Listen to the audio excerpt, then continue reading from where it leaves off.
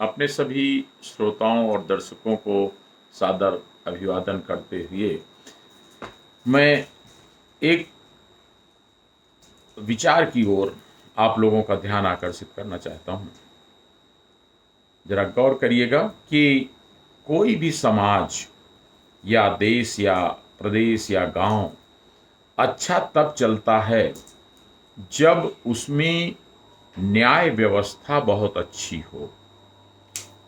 मजबूत हो, पारदर्शी हो और लोगों का भरोसा हो न्याय व्यवस्था पर। अगर न्याय व्यवस्था ठीक नहीं रहती और समय से गलत काम करने वालों को दंड नहीं मिलता और जो संपत्ति का बंटवारा हो या किसी भी मान अपमान की समस्या हो उस पर निर्णय देना हो, अगर वो समय से नहीं दिया गया तो वो बहुत बड़ा संघर्ष का कारण बन जाता है। अगर इस देश के बारे में सोचें तो हमारे देश में जो महाभारत की घटना हुई, जिसमें पूरा देश बर्बाद हो गया कौरवों और पांडवों की लड़ाई में, और मानव सभ्यता हजारों साल पीछे चली गई थी, तो उसकी जड़ में अगर आप जाएं तो देखेंगे कि अगर द्रौपदी का जिस समय चीरहरण हो रहा था उसी समय अगर समय से अपमान करने वाले दुर्योधन, दुशासन, उनको दंड मिल जाता तो ये महाभारत न होता। इसी प्रकार अगर जिस समय पांडवों और कौरवों के बीच देश के राज्य के विभाजन की बात आ रही थी और पांडव 5 गांव तक लेकर के संतुष्ट होने को तैयार थे, उस समय कोई ऐसी न्यायिक व्यवस्था मजबूत नहीं थी जो न्याय कर देती और न्याय का पालन करवा देती। और उसका दुष्परिणाम क्या हुआ कि कौरवों और पांडवों के बीच भीषण लड़ाई हुई, महाभारत हुआ और सब कुछ बर्बाद हो गया। कौरव मारे गए और पांडव विजयी रहे, लेकिन विजयी होने के बावजूद इतना ज्यादा बर्बादी हो गई कि राज्य छोड़कर हिमालय पर्वत पर तपस्या करने चले गए। सोचिए, अगर तपस्या ही करनी थी, हिमालय पर ही जाना था, तो बिना लड़े चले जाते या किसी दूसरे क्षेत्र में अपना राज्य बना लेते और वहां काम करते रहते। लेकिन नहीं, मनुष्य का अहंकार और उसकी ये भावना कि मेरा भी वर्चस्व रहना चाहिए, मेरा हक रहना चाहिए, उसके लिए वो लड़ जाता है, भले वो अंत में पूरी तरह बर्बाद हो जाए, टूट जाए। तो ये एक उदाहरण मैंने दिया आपको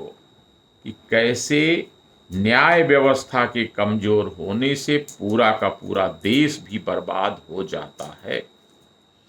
आज भी अगर दुनिया के परिदृश्य पर नजर डालें, जगह जगह देशों के बीच, देश के अंतर्गत गांवों में, शहरों में लोगों के बीच विवाद होते रहते हैं, लड़ाइयां होती रहती हैं और उसमें बहुत बड़ा बड़ा विनाश का कारण बनता है। तो जितने बुद्धिजीवी साथी इस प्रोग्राम को देख रहे हैं, उनको ये स्पष्ट रूप से समझना चाहिए, इस बात को प्रचारित करना चाहिए कि हमारी न्याय व्यवस्था को कोई आंच न आने पावे और जितना अच्छा कर सकते हो न्याय व्यवस्था को सुधारा जाए, उसको पारदर्शी बनाया जाए, उस पर ईमानदारी का ठप्पा लगा रहे कि न्याय में गलती नहीं होगी, बेईमानी नहीं होगी, पक्षपात नहीं होगा। और एक और बात कि न्याय कई बार होता है और उसको लागू कराने में न्यायालय नहीं करा पाता, उसकी शक्ति नहीं होती,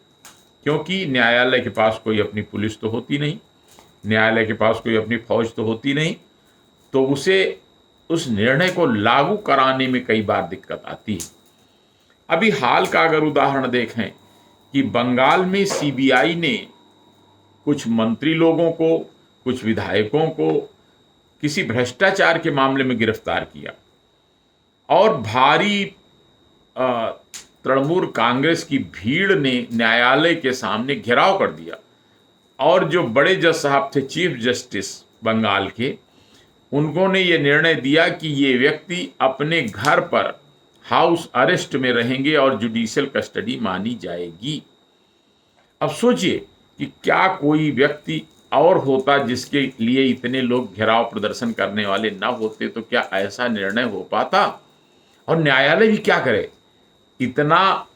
दबाव लोगों का जब न्यायालय के चारों तरफ घेराव हो जाएगा और राज्य के मुख्यमंत्री तक अगर उस प्रदर्शन और घेराव में शामिल हो जाएंगे तो न्यायालय भी क्या करेगा? न्याय हवा में तो नहीं कर सकता। तो मेरा तो ये मानना है कि ये लक्षण ठीक नहीं है। अंत में ये बहुत बड़े संघर्ष और टकराव का कारण बनते हैं जिसमें दोनों पार्टियों को नुकसान होता है जो लड़ते हैं, और गंभीर नुकसान होता है। इसलिए हमें अपनी न्याय व्यवस्था को सुदृढ़ करना चाहिए। कोई भी, चाहे वो राज्य सरकार ही क्यों न हो, चाहे वो देश की सरकार क्यों न हो, किसी व्यक्ति के साथ जो मूल कल्पना है हमारे संविधान की, फंडामेंटल राइट्स हर व्यक्ति के हैं, तो उस भावना के अनुरूप ये न्यायालय को इतना सशक्त होना चाहिए कि अपने आदेशों को लागू करा सके और इतना पारदर्शिता होनी चाहिए कि सबको भरोसा हो कि न्यायालय से निष्पक्ष ही न्याय होगा। मान लीजिए आज कोई पार्टी सत्ता में है, कल वो विपक्ष में चली जाएगी, तो अगर इस प्रकार सत्ता में बैठी हुई पार्टी कोई अगर अनुचित व्यवहार या अनुचित न्याय दबाव करेगी, दूसरे पार्टी हो चाहे दूसरे व्यक्ति हो, तो कल को जब वो विरोधी पार्टी हो जाएंगे तो उन पर यही अन्याय वो पार्टी करेगी जो आज विरोधी पार्टी है और सत्ता में आ जाएगी। इसलिए देश के हित में, समाज के हित में यही है कि निष्पक्षता बनी रहे और न्यायालय की सुप्रीमेसी बनी रहे। कि न्यायालय, हाँ इतना जरूर है कि न्यायिक सुधार जितने संभव हो सकते हैं कि न्यायालय में पारदर्शिता रहे, ईमानदारी रहे और जल्दी हो। अपने देश में एक बहुत बड़ी समस्या है कि जल्दी न्याय नहीं होता, और मैं तो कहता हूं इसी सिद्धांत को दुनिया के स्तर पर भी बढ़ाए जाने की जरूरत है। कि जैसे मान लीजिए इजराइल और फिलिस्तीन में अभी हाल में लड़ाई हो रही है, जमीन को लेकर लड़ाई हो रही, प्रदर्शन हो रहा है, तो ऐसी भी जो हमारा अंतर्राष्ट्रीय न्यायालय है, जो वर्ल्ड कोर्ट यूनाइटेड नेशंस के अंडर में हेग में है, फ्रांस में, तो उसको इतना पावरफुल बनाया जाना चाहिए कि देशों के बीच भी कोई जो विवाद हो, संघर्ष हो, उसको न केवल निर्णय दे सकें बल्कि उसको लागू करा सकें। यानी उनके पास कुछ मजबूत पुलिस व्यवस्था भी ऐसी करनी चाहिए कि अपनी पुलिस भेजकर उस सिद्धांत को, उस न्याय को लागू करा सकें, ताकि ये मानव सभ्यता अमिट रहे। नहीं तो इसी प्रकार के संघर्षों से विश्व युद्ध का खतरा होता है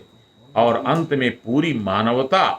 के नष्ट होने का खतरा पैदा हो जाता है। तो एक सभ्य समाज होने के नाते ये जरूरी है कि राजसत्ताओं के भी ऊपर हमारी जो न्यायिक निष्पक्षता है, न्यायालय की सत्ता है, वो कायम रहे, ताकि हर व्यक्ति जो दुखी हो, हर देश जो दुखी हो, हर संस्था जो दुखी हो, वो न्यायालय का दरवाजा खटखटा करके न्याय प्राप्त कर सके। और हमारी व्यवस्था, चाहे वो लोकतंत्र है, वो चाहे प्रदेश की व्यवस्था, चाहे जिले की व्यवस्था, चाहे दुनिया की व्यवस्था, वो निष्पक्षता के साथ आगे विकास कर सके। विचार करिएगा, इसके लिए ज़्यादा से ज़्यादा लोगों तक अपनी बात पहुंचाइए, एक जनभावना बनाइए कि निष्पक्ष न्याय की व्यवस्था, न्याय प्रणाली को और मजबूत बनाया जाए। धन्यवाद। जय हिंद।